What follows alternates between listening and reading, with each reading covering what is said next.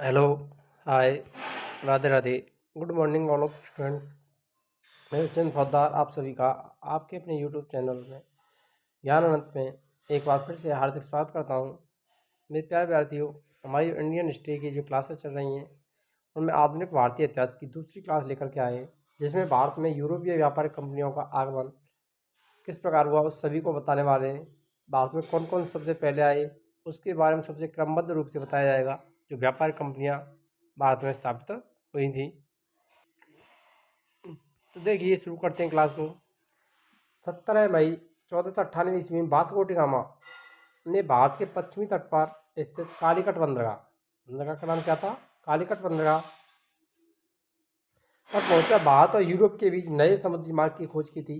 1498 ईस्वी में इसने भारत की खोज सर्वप्रथम भारत की खोज करने वाला प्रथम पुर्तगाली व्यक्ति था। ध्यान रखना, वास्को डी गामा। तो भारत की खोज किसने की थी? वास्को डी गामा ने की थी। ध्यान रखना, किसने की थी बात की खोज? वास्को डी गामा ने की थी। 1505 में फ्रांसिस दी अल्मेडा भारत में प्रथम पुर्तगाली वासराय बनकर के आए थे। भारत में प्रथम वासराय कौन थे? 1505 फ्रांसिस अल्मोड़ा। आगे देखिए, 1509 ईस्वी में अल्फांसो दा अल्ब्रुक भारत में पुर्तगालियों का वासराय बना। अल्ब्रुक ने 1510 ईस्वी में बीजापुर के यूसुफ आदिल शाह, ध्यान रखना, बीजापुर के शासक थे यूसुफ आदिल शाह से गोवा को विजित किया। ये गोवा को जीत लिया था।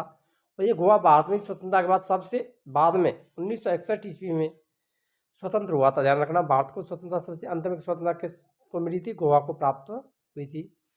पुर्तगालियों ने अपनी पहली व्यापारिक कोठी की स्थापना कहाँ पर की थी? कोचीन में की थी। ये मोस्ट इंपोर्टेंट, ध्यान रखना। पुर्तगालियों की प्रथम व्यापारिक कोठी कौन सी थी? कोची में स्थापित की गई थी। दक्षिण पूर्वी तट पर पुर्तगालियों की एकमात्र बस्ती, जिसका नाम क्या था? ये आपको ध्यान रख लेना, संथोमे। क्या नाम था उसका? संथोमे नाम था। पुर्तगालियों के बाद भारत में डच लोग आए थे। यहीं सबसे पहले पुर्तगाली आए, उसके बाद में डच आए। पहला डच यात्री कार्नेलियन हाउटमैन, जो 1596 ईस्वी में भारत के पूर्व में सुमात्रा पर पहुंचे थे। कहाँ आए थे? सुमात्रा।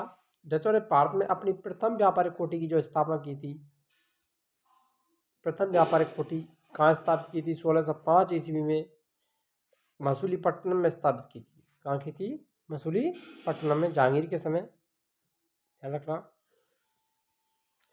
1605 ईस्वी में जहांगीर के समय मसूलीपट्टनम में डचों ने प्रथम व्यापारिक कोठी की स्थापना की थी। डचों की दूसरी व्यापारिक कोठी की स्थापना पुलिकट में स्थापित हुई, जहाँ उन्होंने अपने स्वर्ण सिक्के पैगोड़ा को डाला और पुलिकट को ही समस्त गतिविधियों का केंद्र बना लिया था। ध्यान रखना, कौन सी थी दूसरी व्यापारिक कोठी? पुलिकट। पहली मसूलीपट्टनम। क्रम पूछे जाते हैं इनका, ध्यान रखना। डचों ने भारत में प्रथम बार औद्योगिक वेतन भोगी रखे। यानी भारत में पहली बार औद्योगिक वेतन भोगी रखने वाले कौन थे? तो डच थे।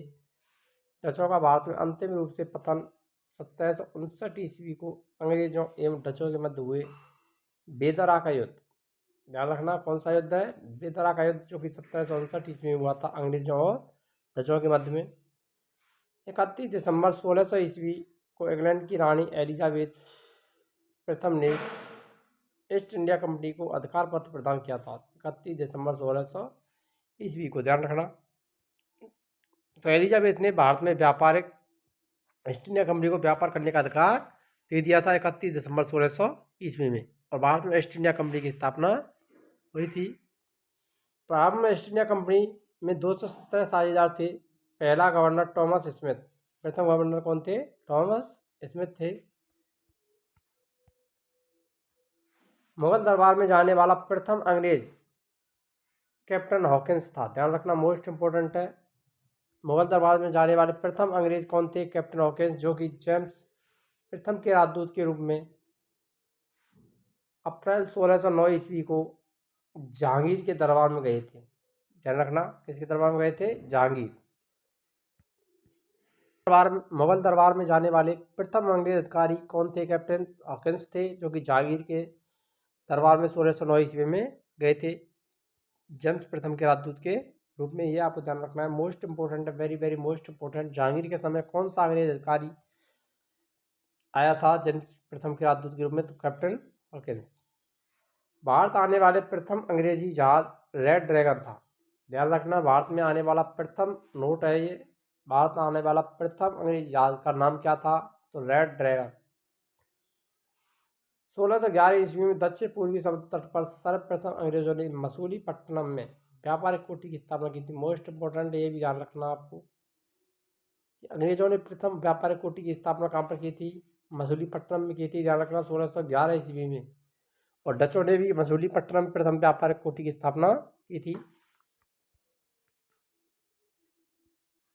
जहांगीर ने 1613 ईस्वी में एक फरमान जारी कर अंग्रेजों को सूरत में थॉमस अल्डवर्थ के अधीन व्यापारिक कोठी या फैक्ट्री खोलने की इजाज़त दी थी। मोस्ट इंपोर्टेंट है, यह ध्यान रखना।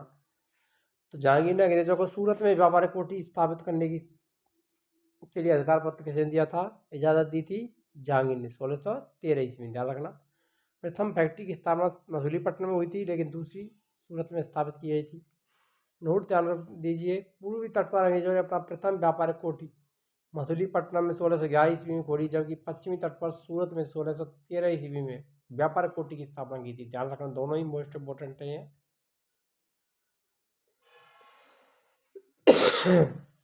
पूर्वी तट की बात करें तो मसूलीपट्टनम में, और पश्चिमी तट पर 1613 ईस्वी में व्यापारिक कोठी की स्थापना हुई थी। ध्यान रखना, तटों के हिसाब से भी पूछा जाता है। पूर्वी तट पर पहली मसूलीपट्टनम, पश्चिमी तट पर पहली व्यापारिक कोठी सूरत में 1613 ईस्वी, वैसे दूसरी थी।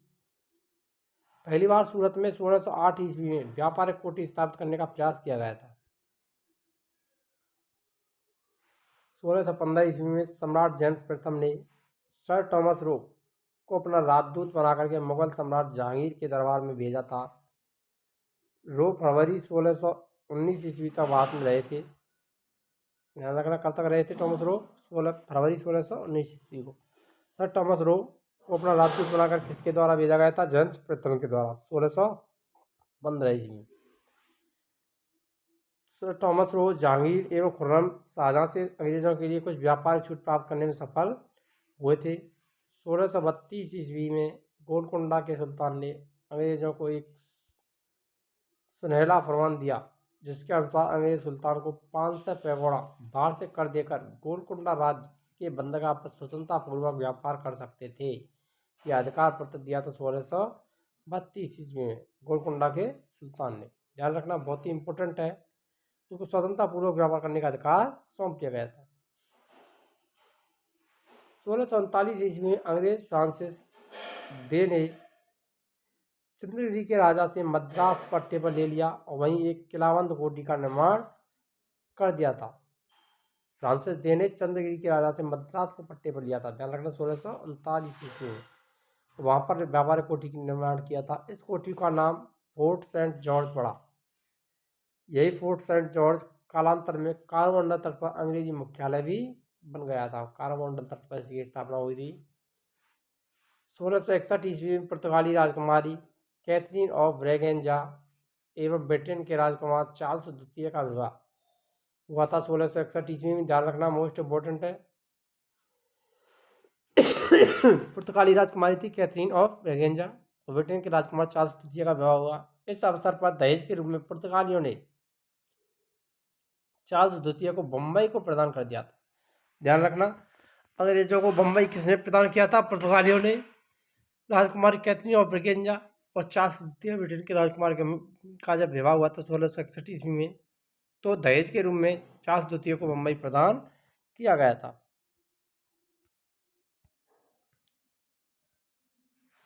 1668 ईस्वी में चार्ल्स द्वितीय ने बम्बई को 10 पाउंड के वार्षिक किराए पर ईस्ट इंडिया कंपनी को सौंप दिया था। ईस्ट इंडिया कंपनी को मुंबई में व्यापार करने का अधिकार मिल गया था 1668 ईस्वी में। 1687 ईस्वी में अंग्रेजों ने पश्चिमी तट का मुख्यालय सूरत से हटा करके बम्बई को बना दिया गया।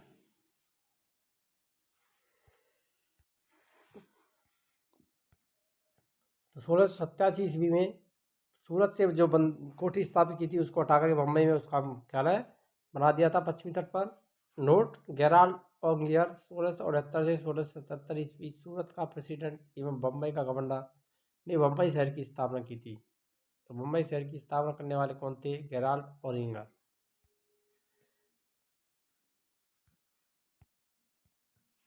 बंगाल के शासक शाहशुजा ने सर्वप्रथम 1651 ईस्वी में अंग्रेजों को व्यापारिक छूट की अनुमति प्रदान की थी। इस अनुमति को निशान कहते हैं, ध्यान रखना, मोस्ट इंपोर्टेंट है निशान। बंगाल के शासक शाहशुजा के द्वारा 1651 में अंग्रेजों को व्यापारिक कोर्ट छूट प्रदान की गई थी, उसको किस नाम से जाना जाता है, तो उसको निशान कहा जाता था। 1698 ईस्वी में अंग्रेज ईस्ट इंडिया कंपनी ने 3 गांव सुल्तानुती, कालीकट और गोविंदपुर की जमींदारी 2200 रुपये भुगतान कर प्राप्त की। यहाँ पर फोर्ट विलियम का निर्माण किया गया। यही फोर्ट विलियम का जो किला है उसका निर्माण किया गया। चार्ल्स आयर फोर्ट विलियम के प्रथम प्रेसिडेंट थे। कालांतर में यही कलकत्ता नगर कहलाया, जिसकी नींव जॉर्ज चार्नॉक ने रखी थी। किसने रखी थी कलकत्ता की नींव? जॉर्ज चार्नॉक के द्वारा रखी गई थी। फोर्ट विलियम किले का निर्माण भी यहाँ पर किया गया था। भारत में फ्रांसीसियों की प्रथम कोठी फ्रैंको कैरो के द्वारा सूरत में 1668 ईस्वी में स्थापित की गई थी। ध्यान रखना, पहले कौन आए थे? पुर्तगाली, फिर डच आए, फिर अंग्रेज भी आए, उसके बाद फ्रांसीसी भी भारत में आए थे। और फ्रांसीसियों की प्रथम व्यापारिक कोठी की जो स्थापना हुई थी वो कहाँ पर की गई थी? सूरत में की गई थी 1668 ईस्वी में। ध्यान रखना, मोस्ट इंपोर्टेंट है ये। 1674 ईस्वी में फ्रांसिस मार्टिन ने पांडिचेरी की स्थापना की थी। पांडिचेरी की स्थापना करने वाले कौन थे? फ्रांसिस मार्टिन, जो 1674 ईस्वी में हुई थी। प्रथम कर्नाटक युद्ध 1646 से 1648 ईस्वी 1746 से 1748 ईस्वी में ऑस्ट्रिया के उत्तराधिकार युद्ध से प्रभावित था। 1748 ईस्वी में हुई एला सापल की संधि। कौन सी संधि थी? एला सापल की संधि के द्वारा ऑस्ट्रिया का उत्तराधिकार युद्ध समाप्त हो गया। इसी संधि के तहत प्रथम कर्नाटक युद्ध भी समाप्त हुआ था। तो प्रथम कर्नाटक युद्ध 1740 से 1748 में हुआ था। दूसरा कर्नाटक युद्ध 1749 से 1754 ईस्वी में हुआ। इस युद्ध में फ्रांसीसी गवर्नर डुप्ली की हार हुई थी, उसे वापस बुला लिया गया। उसकी जगह गोडेहू को भारत में अगला फ्रांसीसी गवर्नर बना करके भेजा गया था। पांडिचेरी की संधि जनवरी 1755 ईस्वी के साथ युद्ध विराम हुआ था। ध्यान रखना, पांडिचेरी संधि कब हुई थी? जनवरी 1755 ईस्वी में। दूसरा कर्नाटक युद्ध समाप्त हुआ था। कर्नाटक का तीसरा युद्ध 1756 से 1763 ईस्वी के बीच हुआ, जो 1756 ईस्वी में शुरू होकर के सप्तवर्षीय युद्ध का एक अंग था। पेरिस की संधि होने के पर यह युद्ध समाप्त हो गया था।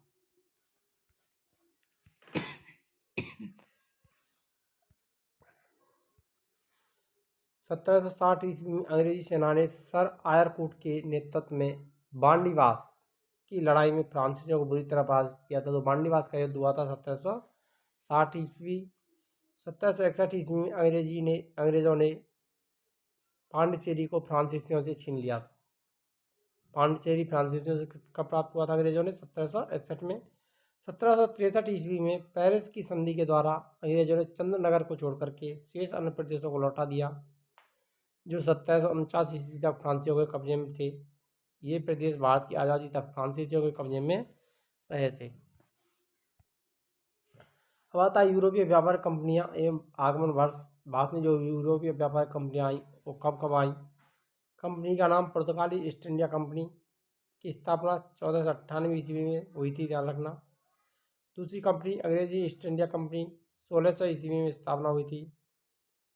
तीसरी company Dutch east India company की स्थापना 1602 ईस्वी में हुई थी। सबसे पहले पुर्तगाली आए, फिर अंग्रेज। पुर्तगाली के बाद डच भी आए थे, ध्यान रखना, और फिर अंग्रेज भी आए। उसके बाद कंपनी का नाम देखिए डेनिश ईस्ट इंडिया कंपनी की स्थापना 1606 ईस्वी में हुई थी। फ्रांसीसी इंडिया कंपनी की स्थापना 1664 ईस्वी में, और स्वीडिश ईस्ट इंडिया कंपनी की स्थापना 1731 ईस्वी में हुई। और वीडियो अच्छी लगी तो वीडियो को लाइक करें, शेयर करें और कमेंट करें, और अधिक से अधिक विद्यार्थियों को इसको शेयर करें, ताकि अधिक से अधिक विद्यार्थी हमारी निःशुल्क क्लासेज के साथ जल्दी से जल्दी जुड़ सकें। हिस्ट्री की जो क्लासेज चल रही हैं और उसका पूरा फ़ायदा उठा सकें, अपनी तैयारी को बेहतर कर सकें। यदि आपने वीडियो को लाइक नहीं किया तो वीडियो को लाइक करें, और चैनल पर नए हैं तो चैनल को सब्सक्राइब अवश्य करें। मिलते हैं नेक्स्ट वीडियो में, तब तक के लिए जय हिंद, राधे राधे।